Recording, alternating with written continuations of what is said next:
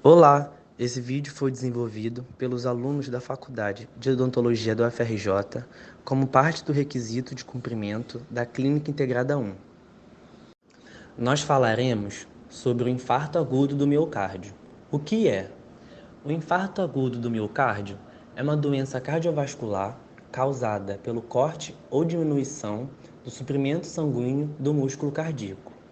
A falta de oxigenação resulta em tecidos danificados e comprometimento da contração do músculo cardíaco, também conhecido popularmente como ataque cardíaco.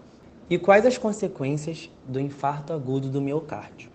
As consequências dependem de fatores como a extensão da isquemia, tempo que levou até o início do tratamento, se o bloqueio da artéria foi total ou parcial, a propensão a arritmias graves e ao reinfarto durante as primeiras semanas, e também as sequelas que levam ao cansaço extremo com atividades leves do dia a dia, o que causa limitação de atividades a esses pacientes.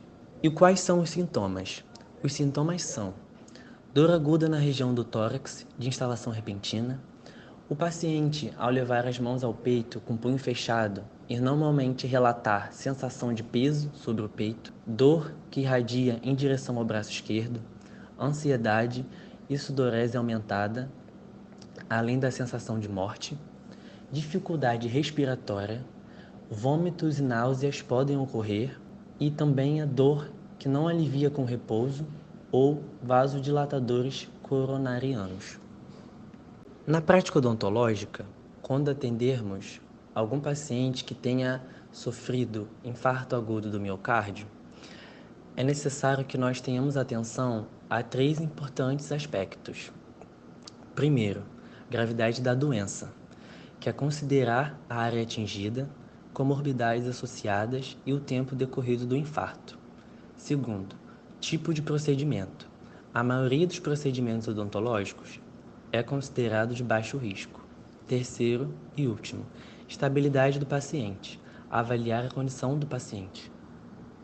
Em relação à avaliação e aos medicamentos, é fundamental realizarmos um bom planejamento, pois só considerando a história médica progressa e as necessidades do paciente, nós conseguiremos oferecer àquele paciente um plano de tratamento adequado para a sua situação.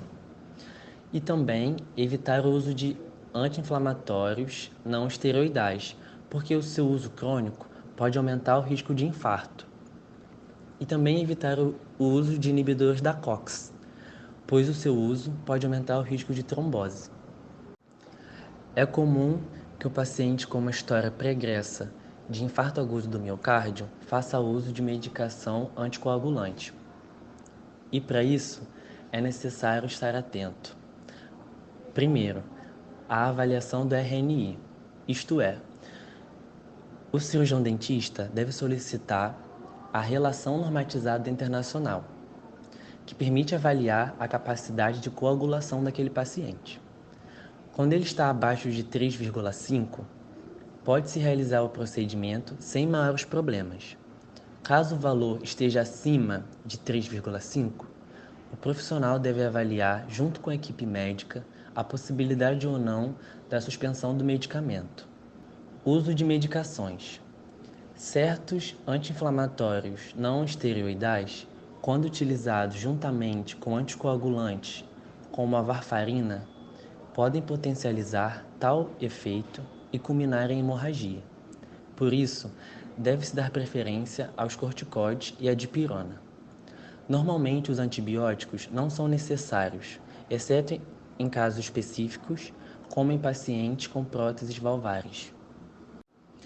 E em caso de emergência, como o cirurgião dentista deve se portar ao se deparar com um caso de infarto durante seu atendimento? O cirurgião dentista deve interromper imediatamente o atendimento e providenciar socorro médico. Lembre-se, não deve tentar transportar o paciente por conta própria. Enquanto o cirurgião dentista aguarda a chegada do SAMU, ele deve colocar o paciente numa posição confortável e tentar acalmar o paciente. E administrar de 2 a 3 comprimidos de aspirina de 100 mg. E evitar tudo que exija esforço físico da vítima e, se possível, cobrir a vítima para evitar tremores e gasto energético, e administrar oxigênio 3 litros por minuto, e continuar monitorando sinais vitais. Atenção! Em casos de parada cardiorrespiratória, deve-se iniciar manobras de reanimação cardiopulmonar e somente interromper caso a vítima apresente alguma reação, ou vômito, ou tosse, ou qualquer uma outra. Bom, agora nós vamos discutir 2 casos clínicos, começando com o Sr. José, de 78 anos, infartado há menos de 15 dias, e ele necessita de uma exodontia eletiva. O atendimento do Sr. José deve ocorrer? Se sim, como procede? Bom, o Sr. José, ele sofreu um infarto recentemente, tem só apenas 15 dias.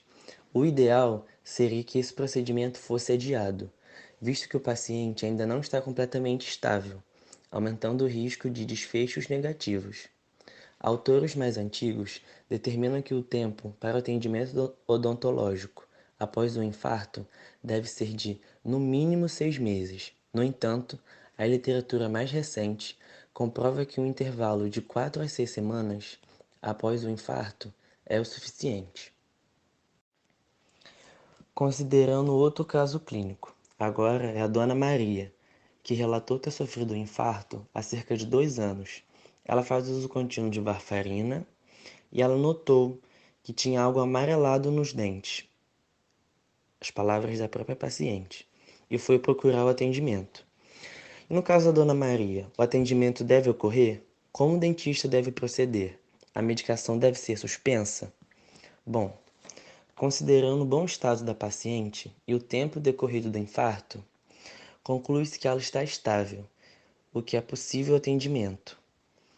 É importante que seja realizada uma anamnese minuciosa, considerando o estado de saúde da paciente, questionando acerca do acompanhamento médico, das medicações utilizadas e outras possíveis comorbidades associadas.